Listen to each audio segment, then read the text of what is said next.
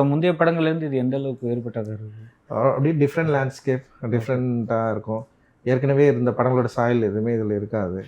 நான் அப்படி தான் ஒவ்வொரு படமும் ட்ரை பண்ணிட்டே இருக்கேன். நீங்கள் பார்த்தீங்கன்னா சார்பட்ட பரம்பரை, இப்போ நான் இது நட்சத்திரம் நகர்கிறது, தங்கலான், இது எல்லாமே 3மே வேறு வேறு சாயல்களை கொண்ட படங்களாக இருந்தது. அண்ட் வேட்டுவமும் அதே மாதிரி ஏற்கனவே எடுத்த இந்த எந்த என்னுடைய 7 படங்கள் 6 படங்கள் இருக்குல்ல, எந்த படத்துலையும் இப்படி ஒரு சாயல் இல்லை.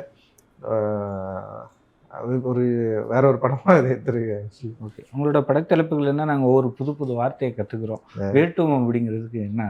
வேட்டுவம் அப்படின்னு இப்போ வேட்டை அப்படின்னா வேட்டையாடுறது, பல பேர் சேர்ந்து ஒன்று வேட்டையாடுறது அப்படின்னு சொல்லலாம். வேட்டுவம்ன்றது பல குழுக்களுக்கு இடையே நடக்கிற சண்டை.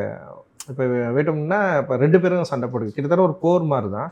பட் ஆனால் ஒரு குழுக்களுக்குள்ளே நடக்கிற அந்த வேட்டை மனோபாவம், பல குழுக்களுக்குள்ளே நடக்கிற அந்த வேட்டைத்தன்மை, இது எல்லாத்தையும் வந்து வேட்டுவம், இதுதான் வேட்டுவம்னு சொல்கிறாங்க.